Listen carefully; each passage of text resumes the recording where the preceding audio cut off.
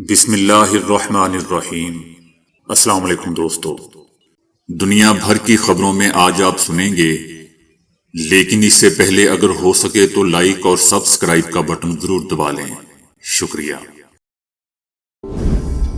کمان امن سیتو کو پہلی بار دوستو سن 2005 میں سرحد کے دونوں طرف رہنے والے خاندانوں کی نقل و حرکت کے لیے کھولا گیا تھا۔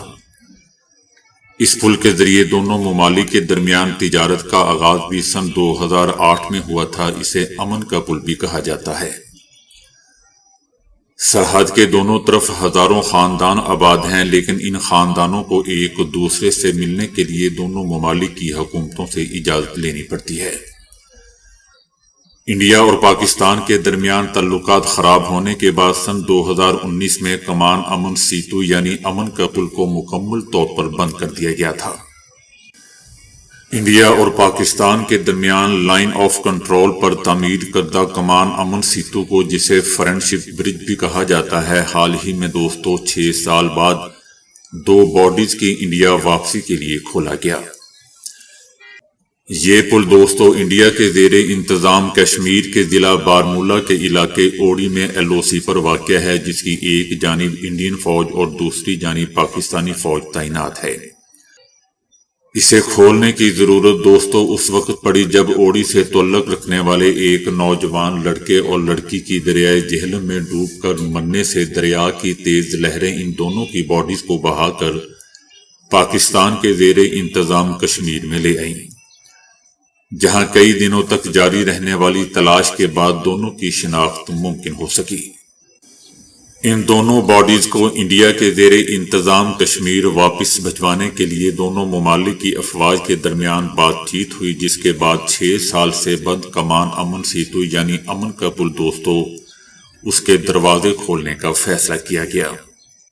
مذکورہ لڑکا اور لڑکی 5 مارچ 2025 کو دریا میں گرے تھے اور مقامی پولیس اور SDRF کی ٹیم نے کئی دنوں تک دونوں کو ڈھونڈنے کی کوشش کی، لیکن کامیابی نہیں مل سکی۔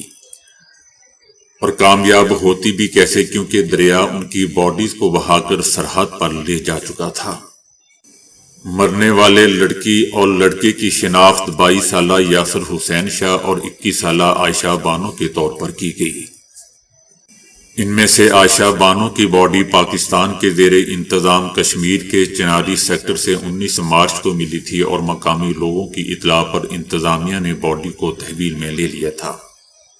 اس کے 2 دن بعد یعنی 21 مارچ کو یاسر کی باڈی بھی چناری سیکٹر کے قریب چکوٹھی کے علاقے سے ملی۔ باڈیز کی برآمدی کی اطلاع ملنے کے بعد انڈیا اور پاکستان کی افواج نے ایک دوسرے سے رابطہ کیا اور انہیں اہل خانہ کے پاس واپس بھیجنے کا فیصلہ کیا۔ 22 مارچ کو پاکستانی فوج نے دونوں باڈیز کو انڈین فوج کے حوالے کر دیا۔ اس کے بعد انتظامیہ اور پولیس کی موجودگی میں دونوں کی میتوں کو انڈیا کے زیر انتظام کشمیر میں لواحقین کے حوالے کر دیا گیا۔ انڈیا کے فوجی حکام کی جانب سے جاری ہونے والے ایک بیان میں بتایا گیا تھا کہ 20 مارچ 2025 کو فوج کے جوانوں نے دریائے جہلم میں تیرتی ہوئی ایک باڈی دیکھی اور اسے دریا سے نکالنے کی بھرپور کوشش بھی کی، مگر دریائے جہلم کی تیز لہروں نے انہیں اسے کرنے کا موقع نہیں دیا۔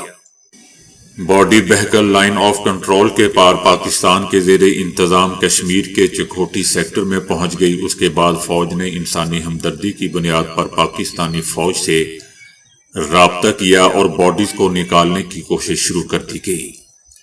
دونوں باڈیز مل جانے کے بعد فوج نے انہیں اہل خانہ کے حوالے کر دیا۔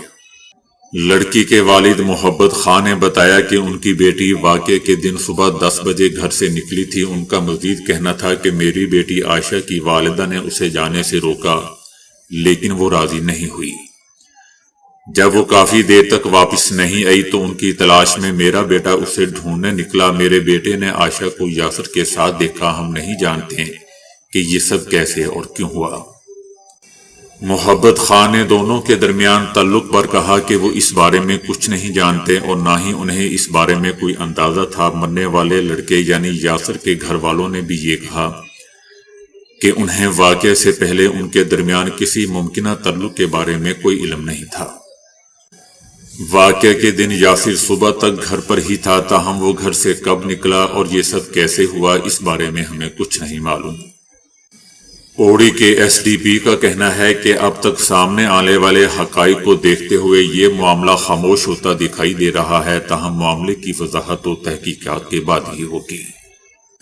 یاد رہے دوستو کہ انڈیا اور پاکستان کے درمیان تعلقات خراب ہونے کے بعد سن 2019 میں کمان امن سیتو یعنی امن کا پل کو مکمل طور پر بند کر دیا گیا تھا۔ پلوامہ واقعے کے بعد تقریباً 40 جوان مرنے کے بعد اس حملے کے بعد انڈیا اور پاکستان کے تعلقات میں پہلے سے موجود تناؤ میں مزید اضافہ ہو گیا تھا۔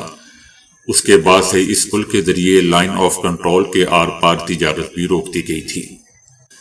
اس امن کے پل پر سرحد کے دونوں طرف ہزاروں خاندان آباد ہیں، لیکن ان خاندانوں کو ایک دوسرے سے ملنے کے لیے دوستو دونوں ممالک کی حکومتوں سے اجازت لینی پڑتی ہے۔ امریکہ نے فلسطین کی حمایت کرنے والے 300 غیر ملکی طلبہ کے ویزے دوستو منسوخ کر دیے ہیں۔ امریکی وزیر خارجہ نے دھمکی دی کہ ٹرمپ انتظامیہ ان جنونیوں کا تعاقب کر رہی ہے۔ امریکہ کے مختلف علاقوں میں امیگریشن نے متعدد اسکالرز کو حراست میں لیا ہے۔ وزیر خارجہ کا کہنا ہے کہ ہم ہر روز یہ کارروائیاں کر رہے ہیں، ایسے جنونی جہاں بھی ملیں گے ان کا ویزا منسوخ کیا جائے گا۔ اس سے پہلے بھی دوستو ایک پی ایچ ڈی کی طلبہ رومیسا کو فلسطینیوں کی حمایت پر گرفتار کر لیا گیا تھا۔ ترکیہ سے تعلق رکھنے والی طلبہ کا ویزا بھی منسوخ کر دیا گیا۔ غزہ کے مظلوم فلسطینیوں کے حق میں بات کرنے پر متعدد غیر ملکی طلبہ کے ویزے منسوخ کیے جا چکے ہیں۔ ماہرین اور وکلاء کا کہنا ہے کہ طلبہ کی گرفتاریاں اور ویزا منسوخی آزادی اظہار کی خلاف ورزی ہے۔ دہلی سے اتر پردیش تک سڑک پر نماز پڑھنے کے معاملے پر دوستو سیاسی بیان بازی تیز ہو چکی ہے۔ اتر پردیش کی سنبل میں انتظامیہ کے ذریعے سڑک پر نماز پڑھنے پر پابندی عائد کرنے پر اپوزیشن نے حکومت کو آڑے ہاتھوں لیا ہے۔ اپوزیشن کا کہنا ہے کہ یہ کیسا نظام ہے، حکومت کو شرم آنی چاہیے کہ وہ آئین کی خلاف ورزی کر رہی ہے۔ اتر پردیش میں مہنگائی، بے روزگاری، خواتین پر مظالم اور کسانوں کی پریشانی جیسے بڑے مسائل ہیں، ان سے توجہ ہٹانے کے لیے بی جے پی کی حکومت ہندو مسلم کے موضوعات کو ہوا دے رہی ہے۔ اپوزیشن کا کہنا تھا کہ ہم نے ایسی تصاویر بھی دیکھی ہیں جن میں نماز پڑھنے والے شخص کو پولیس اہلکار نے بوٹ سے ٹھوکر ماری۔ اپوزیشن کا کہنا ہے کہ ہمارے ملک میں ہر مذہب کا احترام ہونا چاہیے، کوئی بھی سڑک پر نماز پڑھنا نہیں چاہتا، لیکن اگر حکومت مناسب جگہ فراہم کرے تو نماز باجماعت آسانی سے ادا کی جا سکتی ہے۔ یاد رہے دوستو کہ سنبل انتظامیہ نے سڑک یا چھت پر نماز پڑھنے پر پابندی عائد کر دی ہے۔ اسرائیلی فوج کی جانب سے غزہ میں امداد کی بندش جاری ہے۔ اقوام متحدہ کی ایجنسی ورلڈ فوڈ پروگرام نے غزہ میں غذائی قلت پر دوستو تشویش کا اظہار کر دیا ہے۔ ورلڈ فوڈ پروگرام کے مطابق اسرائیل کی جانب سے غزہ میں جنگ دوبارہ شروع کرنے سے غزہ میں پھر شدید بھوک کا خطرہ ہے۔ غزہ میں 3 ہفتے سے زیادہ عرصے سے خوراک کی فراہمی نہیں ہوئی، ہزاروں فلسطینیوں کو شدید بھوک اور غذائی قلت کا شکار ہونے کے خدشات موجود ہیں۔ ورلڈ فوڈ پروگرام کا کہنا ہے کہ ہمارے پاس صرف 2 ہفتے کی خوراک کا ذخیرہ رہ گیا ہے۔ اسرائیل نے مارچ کے آغاز سے دوستو غزہ میں امداد کی فراہمی پر پابندی لگا رکھی ہے۔ مقبوضہ بیت المقدس، تل ابیب اور مغربی کنارے میں واقع دوستو غاصب صہیونیوں کی غیر قانونی یہودی بستیوں میں خطرے کے وسیع الارم بج اٹھے، جس کے ساتھ ہی مقبوضہ بیت المقدس میں واقع حساس صہیونی مراکز میں بھی متعدد زوردار دھماکوں کی آوازیں سنی گئیں، جس کے بعد مشرقی تل ابیب میں واقع غاصب صہیونی رجیم کے معروف انٹرنیشنل ایئرپورٹ بن گورین پر فلائٹ آپریشن روک دیا گیا۔ اس بارے میں غاصب اسرائیلی فوج نے کہا ہے کہ مقبوضہ فلسطین کے مختلف شہروں میں خطرے کے وسیع الارم فعال ہوئے بج اٹھے ہیں، کیونکہ یمن نے مقبوضہ فلسطینی علاقوں پر واقع متعدد حساس اسرائیلی مراکز کو اپنے بیلسٹک میزائلوں کا نشانہ بنایا ہے۔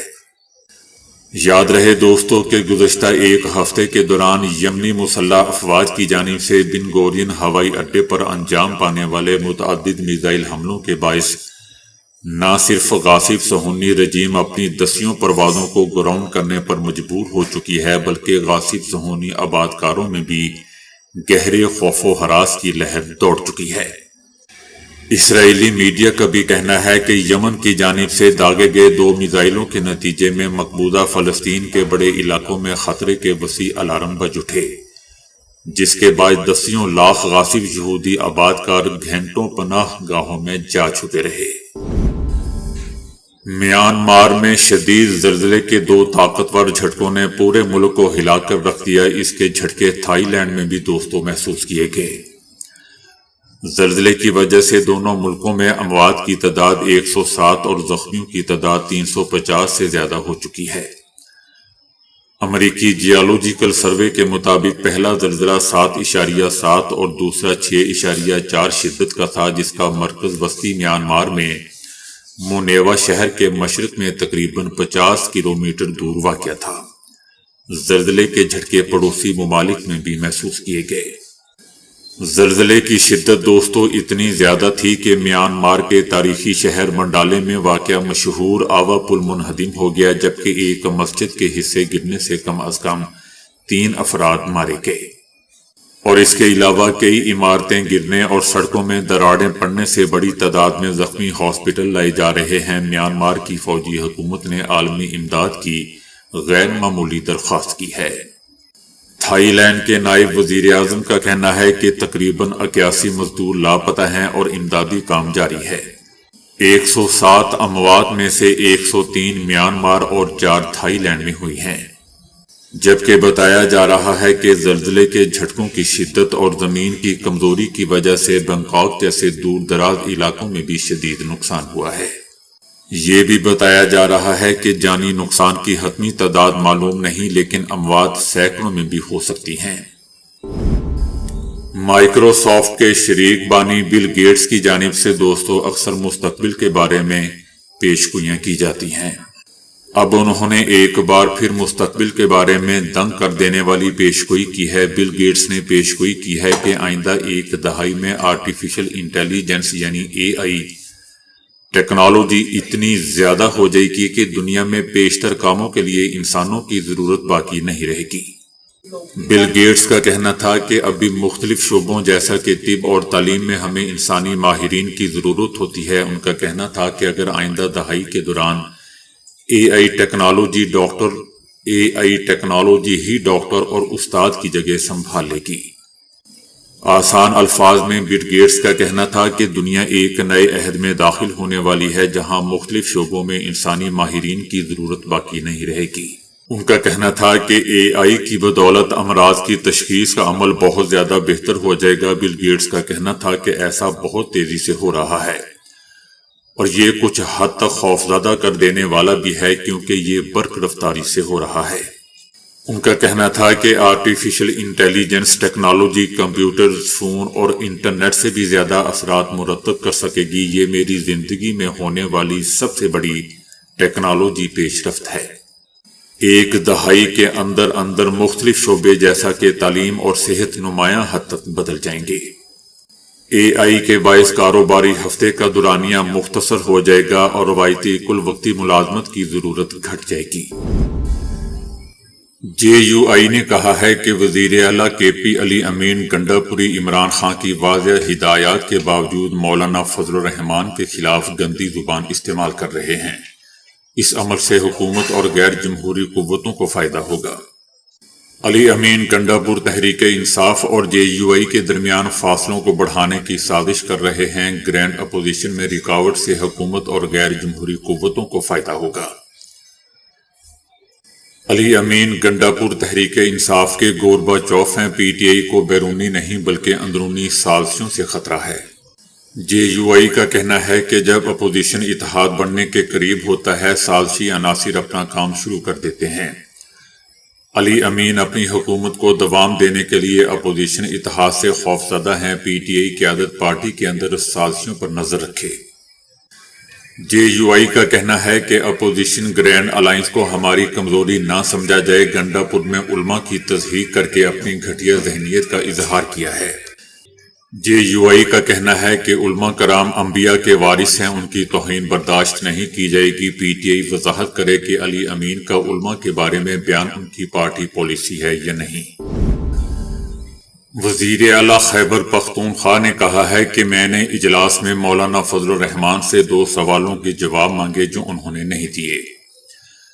میں نے مولانا فضل الرحمان سے پوچھا کہ آپ کے 2 بیان آئے ہیں، ایک تو یہ کہ آپ کہتے ہیں کہ عمران خان کی حکومت آپ نے گرائی، پھر کہاں ہمیں بلایا کیا اور یہ کام کیا کیا، اس میں کون سا بیان درست ہے؟ دوسرا یہ کہ آپ اور دیگر کہتے ہیں کہ منڈیٹ چوری ہوا ہے، تو کھل کر یہ وضاحت کر دیں کہ منڈیٹ کس نے چوری کیا، اس کا جواب مجھے نہیں ملا۔ علی امین گنڈا پوری کا یہ بھی کہنا تھا کہ ہماری غلط پالیسی ہے گڈ طالبان اور بیڈ طالبان۔ آپ کی حکومتوں کی پالیسی پر لوگوں کو کوئی اعتماد نہیں ہے، اب تو پولیس بھی آپ پر اعتبار نہیں کرتی۔ ان کا کہنا تھا کہ گڈ طالبان گھوم رہے ہیں، بھتے بھی لے رہے ہیں، حملے بھی کر رہے ہیں، روڈ پر ناکے بھی لگا کر چوری چکاری بھی کر رہے ہیں، لوگوں کی زمینوں کے مسئلے بھی یہ حل کر رہے ہیں، ٹھیکیداروں سے کمیشن بھی لے رہے ہیں، اغوا برائے تاوان بھی ملوث ہیں، یہ پیسے لے کر لوگوں کو مارنے میں بھی ملوث ہیں۔ ان کا کہنا تھا کہ خیبر پختونخوا کی پولیس موجود ہے اور لڑ رہی ہے، جو ثبوت ہے کہ حکومت کی عملداری موجود ہے۔ میری پالیسی سے اتنا اعتماد پیدا ہو چکا ہے کہ کرک پر حملہ ہوا تو عوام نکلی کہ تخریب کاروں کو نہیں چھوڑیں گے، پولیس کے ساتھ کھڑی ہو گئی۔ تو دوستو ابھی کے لیے اتنا ہی، ویڈیو کو لائک اور شیئر کرنے کا بہت بہت شکریہ۔